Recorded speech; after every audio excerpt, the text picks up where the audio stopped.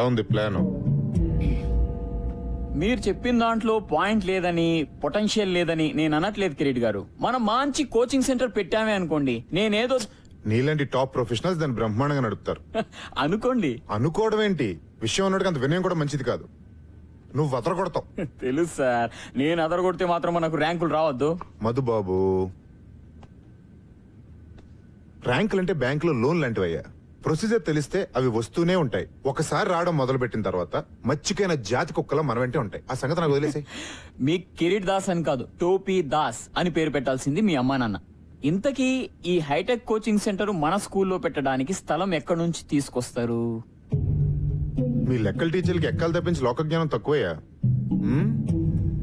Golconda high school ఒకప్పుడు గొప్ప school అని చెప్పుకోవడానికి చరిత్ర అయితే ఉంది గాని చెప్పడానికి చిప్పట్టు తిరుగుతుంది.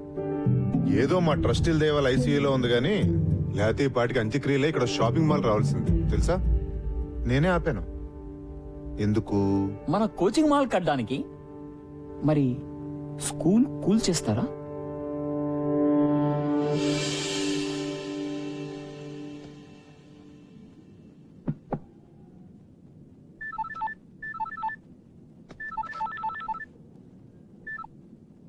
హలో విశ్వనాథ్ గారు, నేను చైర్మన్ గారు చెప్పండి సార్. ఒకసారి బోర్డు రూమ్కి వస్తారా? ఇప్పుడా? యా, కొంచెం ఇంపార్టెంట్. అదే మన ఫండింగ్ గురించి అనుకున్నాం కదా, దాని గురించి. వస్తున్నాను sir. Thanks for coming at short notice. Vishwanath garu, మన బోర్డు అందరికీ జిహెచ్ఎస్ అంటే ఒక ప్రత్యేకమైన అభిమానం, ఇష్టం ఉన్నాయి. కానీ రిజల్ట్స్ లేకుండా ఈ స్కూల్కి డబ్బులు ఇన్వెస్ట్ చేయడం చాలా కష్టం. కనీసం ఒక్క ఆస్పెక్ట్లో, స్పోర్ట్స్, అకాడమిక్స్ ఆర్ మీకు ఇష్టమైన క్రికెట్లో ఏదో ఒక్క దానిలో జిహెచ్ఎస్ ని మళ్ళీ టాప్ పొజిషన్ కు తీసుకుని వెళ్ళండి. I'm with you. లేకపోతే ట్రస్టీలు ఒప్పుకోవట్లేదు. కిరీట్ దగ్గర ఒక ప్రపోజల్ ఉంది, దాన్ని అందరూ సపోర్ట్ చేస్తున్నారు. కిరీట్? యా, కిరీట్ అంటే ఏదో బిజినెస్ ప్రపోజల్ అయి ఉంటుంది. Of course.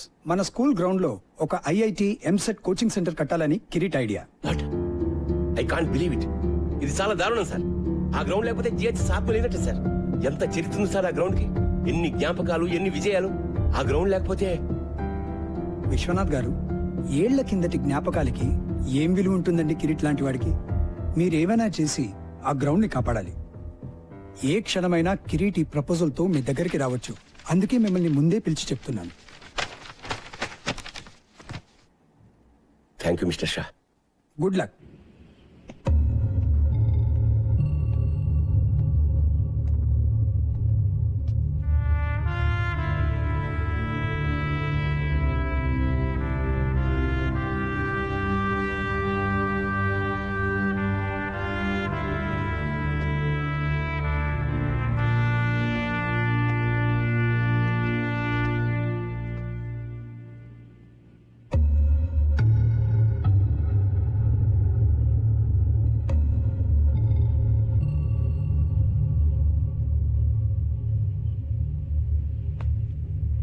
సాబ్, బోలు జనీమే.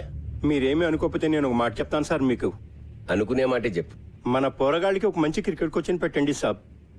ఎందుకంటే నాకంటేనే ఘోరంగా ఆడుతున్నారు వీళ్ళు. 15 సార్ల క్రితం మీరు ఉన్నప్పుడు సాబ్ ఎంత బాగుండేది. టైం వచ్చింది. మీరు మర్చిపోలేదా సాబ్? బోర్డుని మర్చిపోయిన విషయం ఎలా మర్చిపోతాను? ఆ పెయింట్ కింద ఓ పేరుండేది గుర్తుందా? అవును సాబ్. అతను ఎక్కడున్నాడు ఇప్పుడు?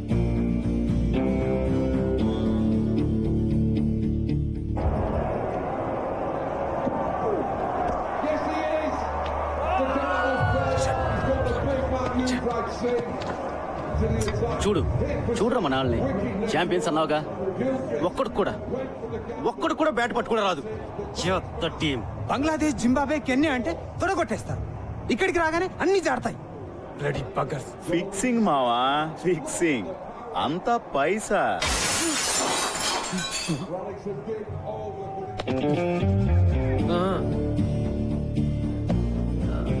సారీ అండి, ఇంకా వేరే ప్లేస్ లేదు.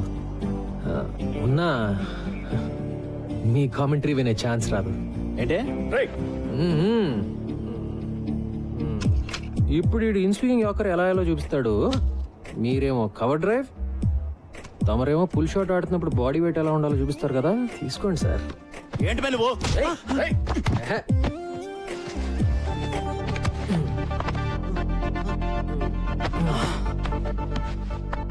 మన దేశంలో ఒకటే ఒక జబ్బు బాబాయ్. తెలిసిన విషయం సరిగ్గా చేయకపోవటం, తెలియని విషయం గురించి అతిగా మాట్లాడటం. నిన్ను చూడడానికి మాత్రం చదువుకున్న వాళ్ళగా ఉన్నావు. అప్పటి నుంచి ఇండియా టీంని తిడుతూనే ఉన్నావు. నీకేం చెప్తే అర్థం అవుతుంది? మ్యాచ్ మధ్యలో వర్షం కురిసి గాలి వాటం మారింది, బ్రెట్లీ మిషెల్ జాన్సన్ లో బాల్ స్వింగ్ చేయడానికి ఆ మాత్రం చాలు అని చెప్తే అర్థం అవుతుందా? లేకపోతే ఓల్డ్ బాల్ ని రివర్స్ స్వింగ్ చేయడం నేర్చుకున్న Stuart Clark in swing yorker అద్దరగొట్టాడని చెప్తే అర్థం అవుతుందా? వాళ్ళు 100 కొడితే మనం 101 కొట్టాలి, లేకపోతే మనం 100 కొడితే వాళ్ళు 99 దాటి కొడతాం. అంతే నీకు తెలిసిన క్రికెట్ కదా. వదిలే సంపత్ సార్, మీరు కూడా రారా పదరా. ఎందుకు సంపత్ వాళ్ళతో? కోచింగ్ కోటింగ్ బాగానే ఇచ్చాను కదా.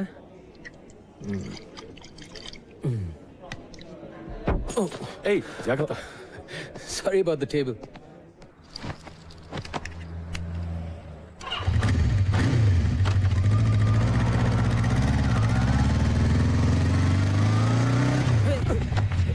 ఏ ముసలోడా, సంపత్ బాబు బాగున్నారా? జానిమియా? జిహెచ్ఎస్ జానిమియా? అవును. ఏంటిలా? ఏంటి sir?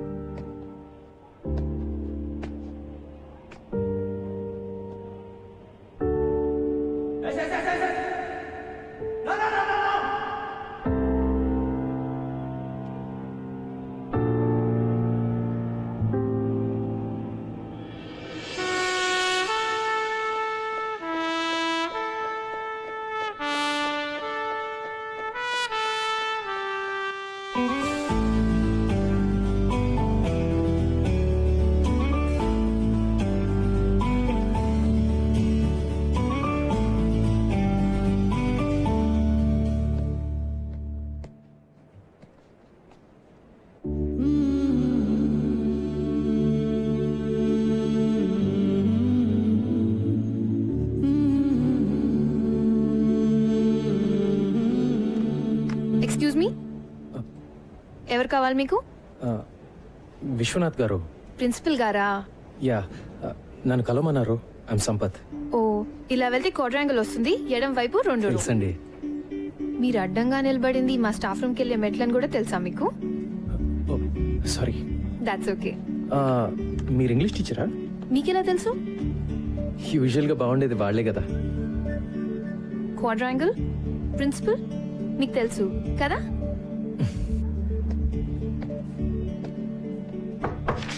Can I come in sir? ఓ సంపత్, రారా, కమిన్ కమిన్. ఎన్నాళ్ళకే ఎలా ఉన్నారు? Fully fit. నువ్వెలా ఉన్నావు? ఫుల్లీ అన్ఫిట్ సార్, చూస్తున్నారుగా. నీలో నేనేం చూస్తున్నావు నీకు తెలిసే ఛాన్సే లేదు. రా కమాన్. నీ బ్యాచ్మేట్ పేర్లు కొన్ని పేపర్లు చూస్తుంటా నడప. నీ పేరు ఎక్కడా కనపడదు. క్రికెట్ ఆడలేదా? ఆడుతున్న వాళ్ళ కనపడుతున్నానా సార్? క్రికెటింగ్ రోజులు ఎప్పుడూ అయిపోయాయి. జాబ్ ఏమని చేస్తున్నావా? లేదు సార్, బిజినెస్ అయితే ట్రై చేశాను. పార్ట్నర్స్తో పడక బయటకు వచ్చేసాను. ప్రస్తుతానికి ఖాళీ. మన GHS inter school cricket tournament లో ఓడిపోయి 15 ఏళ్ళు అయింది కదా సార్. నువ్వు మన క్రికెట్ టీం కోచ్ గా ఉండి మళ్ళీ ఆ కప్పు తెచ్చి పెట్టాలి సార్. మళ్ళీ మనం ఇంటర్ స్కూల్ ఛాంపియన్ అవ్వాలి. ఆ బాధ్యత నీది. నీకు 3 నెలల టైం ఉంది. ఎప్పుడు స్టార్ట్ చేస్తున్నావు? సార్ మీరేమీ అనుకోకండి సార్, నేను బ్యాట్ పట్టుకునే చాలా రోజులైంది. ఇప్పుడు ఈ కుర్రాళ్ళకి కోచింగ్ ఇవ్వగలనని నేను అనుకోవట్లేదు సార్. నువ్వు అనుకుంటే ఏం లాభం? నేను అనుకోవాలి. నేను అనుకుంటున్నాను. అంటే నా ఉద్దేశం అది 3 నెలల్లో నన్ను వదిలేండి sir please. Appointment order type కూడా చేయించానయ్యా నన్ను కాదనమని. అది కాదు సార్, మీరు సంపత్, ఇది క్రికెట్ టీం ఛాంపియన్షిప్ గెలవడం గురించి మాత్రమే కాదయ్యా, విషయం చాలా పెద్దది. సార్ నేను అనేది విశ్వనాథ్ గారు, విశ్వనాథ్ జీ దొరికారు. Please come in. బాగున్నారా? ఫైన్. ఏం లేదు సార్, విషయం చిన్నదే. దానికి మళ్ళీ ఫార్మల్ బోర్డ్ మీటింగ్ ఎందుకని అందరం మీ దగ్గరికి వచ్చాం. హలో. మీరు ఎలాగో ఓకే అనేస్తారు అనుకోండి. కూర్చోండి సార్, కూర్చోండి. ఏమీ లేదు సార్, మన ప్లే గ్రౌండ్ వేస్ట్ గా పడుంది. దాంట్లో చిన్న కోచింగ్ సెంటర్, అదే ఎంసెట్ ఐఐటి లాంటి ఒక కోచింగ్ సెంటర్ కట్టి పిల్లల్ని పేరెంట్స్ ని అట్రాక్ట్ చేసాం అనుకోండి, నా మాట నమ్మండి, సంవత్సరంలో మన స్కూల్ జాతకం మారిపోతుంది. అంటే ఏమంటారు? కిరీట్ గారు- సార్, ఇప్పుడు మన పిల్లలు మరీ దారుణంగా తయారయ్యారు సార్. నిన్న కాక మొన్న ఒక చిన్న గదిలో ఐఐటి ఎంసెట్ కోచింగ్ సెంటర్ పెట్టినోడు కూడా వెళ్ళని చూసి నవ్వుతున్నాడు సార్. అదిగా సార్ నేను చెప్పేది, కోచింగ్ సెంటర్ల పేరుతో పిల్లల్ని గదుల్లో కుక్కి ఊరికే పాఠాలు రుబ్బిస్తే అది చదువు కదా సార్. జిహెచ్ఎస్ అలాంటి స్కూల్ కాకూడదనే నా బాధ. సార్. ఎడ్యుకేషన్ అంటే అన్ని ఉండాలి సార్, అదే జిహెచ్ఎస్ ఫిలాసఫీ. ఆటలు, ఎక్స్ట్రా కరికులర్ యాక్టివిటీస్ లేకపోతే పిల్లలు మగ్గిపోతారు. జిహెచ్ఎస్ ప్లే గ్రౌండ్ ఈ స్కూల్ చరిత్రలో చాలా ముఖ్యమైన భాగం సార్. గొప్ప గొప్ప ఫిలాసఫీలు అమలు చేయడానికి మన చారిటీ అని నడపట్లేదు సార్. అయినా మీరు ప్లే గ్రౌండ్ గా పిలిచేది కొన్ని కోట్ల ఖరీదు చేసే జిహెచ్ఎస్ రియల్ ఎస్టేట్ ప్రాపర్టీ. మీ ఇంటి వెనకాల పెరడు కాదండి. చదువు సంగతి వదిలేండి సార్, ఒక్క ఆటలో అయినా జిహెచ్ఎస్ కనీసం లాస్ట్ పొజిషన్ లో ఉందా సార్? చెప్పండి. మన ఈ బ్యూటిఫుల్ ప్లే గ్రౌండ్ లో గేదెలు మేయడానికి గడ్డి కూడా లేదండి. ఆవార కుర్రాళ్ళు గిల్లిదండలాడడానికి, ముసలోళ్ళు మార్నింగ్ వాకులు చేయడానికి తప్ప దేనికి పనికి రావట్లేదు. ఇలాంటి బంజర భూమి బంగారం చేద్దాం మొర్రో అంటే దానికి ఇంత డిస్కషన్ ఏంటి సార్? జెంటిల్మెన్, నాకు ఒక్క సంవత్సరం టైం ఇవ్వండి. జిహెచ్ఎస్ ని ది బెస్ట్ స్కూల్ గా మునిగిపోతున్నాను రా మగడా అంటే గట్టిగా ఏదో గోల్డ్ మెడల్ వస్తుందంటారండి సార్. మీకు అర్థం కావట్లా సార్, ఇక్కడ డబ్బులు లేవు. మీ కళలు, క్రికెట్, గూటి బిళ్ళ సర్టిఫికేట్ 4 తీసుకోవడం కూడా పనికిరావండి. ర్యాంకులు సార్, ర్యాంకులు కావాలి సార్. కాస్త ప్రాక్టికల్ గా బిజినెస్ మ్యాన్ లో ఆలోచించండి. కిరీట్ గారు, ఇది స్కూల్, బిజినెస్ కాదు. విశ్వనాథ్ జీ, ఈ ప్రపంచంలో ప్రతి ఒక్కటి బిజినెస్ సార్. ఈ రోజుల్లో చదువు అద్భుతమైన బిజినెస్ సార్, నా మాట నమ్మండి ప్లీజ్. నిజంగానా? అలా అని ఎవరండి చెప్పింది మీతో? ఎక్స్క్యూజ్ మీ, మీరెవరు సార్? ఇతను మీ అసిస్టెంట్ కదా? జెంటిల్మెన్, అతను నేను Golconda high school cricket team కొత్త కోచ్ని. పేరు సంపత్. వాట్? ఈ డొక్కులో స్కూల్ టీం కూడా ఉందా?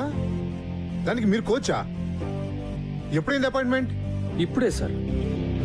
ఓ, ప్రిన్సిపల్ గారు అపాయింట్ చేశారంటే మ్యాటర్ చాలా సీరియస్ అనమాట.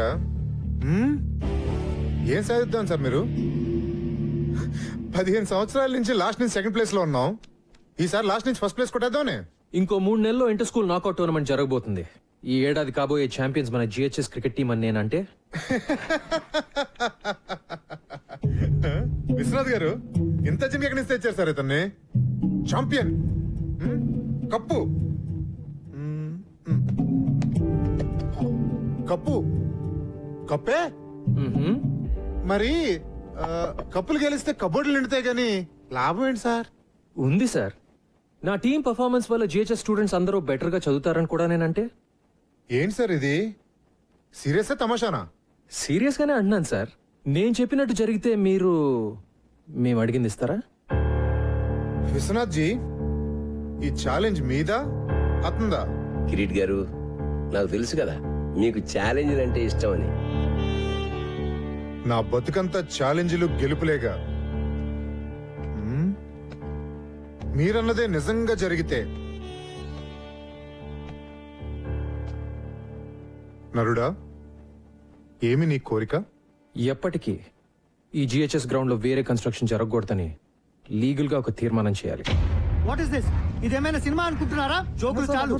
Please wait sir, wait. Vishwanath garu, Vishwanath గారు, నా కోచింగ్ సెంటర్కి బాగానే చెక్ పెట్టారు సార్. ఓకే, ఒక్క రూల్ ఏంటంటే మీ దద్దమ్మ టీం ఓడిపోతే మీరు మీ గురువు విశ్వనాథ్ గారు రిజైన్ చేసి వెళ్ళిపోవాలి. మళ్ళీ దరిదాపుల్లో కనపడకూడదు. ఒకవేళ నేను ఓడిపోతే ట్రస్టీగా రిజైన్ చేస్తా. ఓకే? పర్ఫెక్ట్. 3 నెలల్లో మీరు, నేను. So the meeting is over. ఏదనుకుంటే చాలా ఎక్సైటింగ్ గా జరిగింది కదా? కృష్ణాజీ బయలుదేరతా ఆల్ ది బెస్ట్ ఛాంపియన్